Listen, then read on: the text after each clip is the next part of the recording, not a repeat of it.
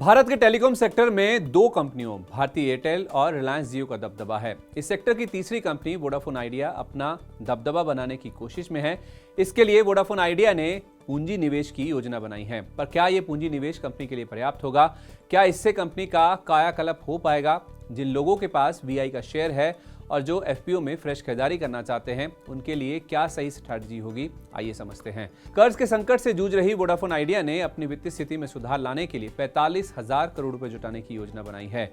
ये रकम इक्विटी और कर्ज से जुटाई जाएगी। पहले जून अंत तक इक्विटी के जरिए 20,000 करोड़ रुपए जुटाए जाएंगे। बाद में लेंडर्स यानी कर्जदाताओं से 25,000 करोड़ रुपए जुटाए जाएंगे। इसके लिए बोर्ड ने मंजूरी दे दी है। इक्विटी फंडिंग की शुरुआत प्रमोटर आदित्य बिरला ग्रुप ने की है, जो 2,075 करोड़ रुपए का निवेश प्रेफरेंशियल शेयर इशू के जरिए करेगा। आदित्य बिरला ग्रुप की कंपनी ओरियाना इन्वेस्टमेंट्स को 14 रुपए 87 पैसे के दाम पर शेयर जारी किए जाएंगे, लेकिन इस प्राइस से 26 से 33% डिस्काउंट पर यानी 10 से 11 रुपए के प्राइस बैंड पर बोर्ड ने 18,000 करोड़ रुपए के एफपीओ को भी मंजूरी दे दी है।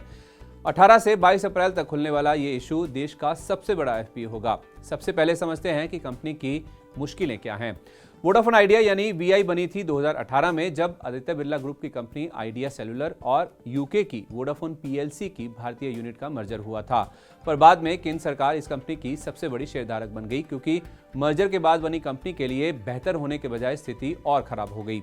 वोडाफोन पीएलसी ने इस भारतीय इकाई में अपने सारे निवेश को राइट ऑफ कर दिया, यानी बट्टे खाते में डाल दिया, और कहा था कि वो आगे इस कंपनी में और इक्विटी निवेश नहीं करेगी। इसका असर ये हुआ कि वीआई अभी तक 5G रोल आउट नहीं कर पाई है, जबकि जियो मार्च अंत तक 10 करोड़ और एयरटेल 7.5 करोड़ 5G ग्राहकों का आंकड़ा पार भी कर चुकी है। तो आखिर वीआई की स्थिति बिगड़ी क्यों?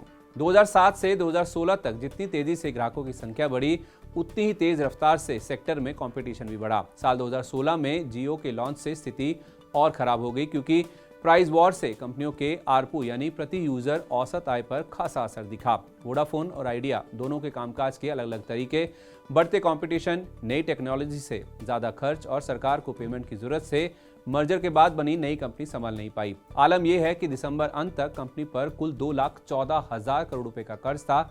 ग्राहक कम होने से कंपनी कई तिमाहियों से घाटे में चल रही है। अब समझते हैं कि प्रमोटर और एफपीओ की रकम से कंपनी की मुश्किलें दूर हो पाएंगी। टेलीकॉम सेक्टर की रेस में बने रहने के लिए कंपनी को न केवल अपना 4G नेटवर्क मजबूत करना होगा, बल्कि 5G रोल आउट भी शुरू करना होगा, जिसके लिए पूंजी की सख्त जरूरत है। अगर कंपनी पूरी 45,000 करोड़ रुपए की रकम जुटाने में सफल रहती भी है, तो कहीं यह रकम सरकार और इंडस टावर जैसे बड़े वेंडर्स का बकाया चुकाने में तो नहीं चली जाएगी। गोल्डमैन सैक्स ने हाल में कहा था कि टैरिफ में बढ़ोतरी नहीं हुई तो जियो और एयरटेल से मुकाबला करने के लिए अगले 2 साल में कंपनी को 65 से 83,000 करोड़ रुपए की फ्रेश पूंजी की जरूरत होगी। दूसरी तरफ नोमुरा का मानना है कि छोटी अवधि में बड़ी पूंजी आने से कंपनी अपने बकाये चुका पाएगी, 5G का रोल आउट भी कर पाएगी और ग्राहकों की घटती संख्या में कमी लाकर अपनी ऑपरेशनल स्थिति को भी सुधार पाएगी, जो कि बड़ा पॉजिटिव होगा।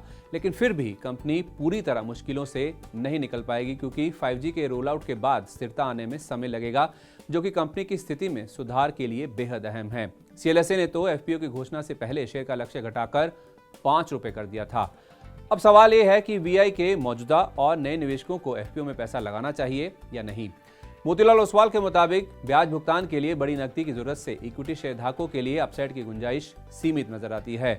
भले ही कंपनी के आरपू में होने वाली संभावित बढ़ोतरी से मिलने वाले फायदे को भी इसमें जोड़ ले तो कम कामकाजी मुनाफे से बाहरी फंडिंग के बिना ब्याज का भुगतान करना चुनौतीपूर्ण होगा। एयूएम कैपिटल के head of research Rajesh Agrawal का मानना है कि मौजूदा निवेशक अपनी पोजीशन होल्ड कर सकते हैं, लेकिन एफपीओ में पैसा नहीं लगाना चाहिए। मतलब निवेशकों को एवरेजिंग करने की सलाह नहीं होगी। अगर कंपनी क्यूआईपी के रास्ते रकम जुटाती तो शेयर में अपसाइड की गुंजाइश बनती, क्योंकि इससे कंपनी में संस्थागत निवेशकों के भरोसे का अंदाजा मिल पाता। नई पूंजी से कंपनी का कायाकल्प हो जाएगा, ये कहना मुश्किल है, पर बड़े डिस्काउंट पर एफपीओ से शेयर में कई बड़े अपसाइड की उम्मीद ना के बराबर है। इसलिए बड़ा वित्तीय सुधार होने तक शेयर से दूरी बनाए रखना ही सही होगा।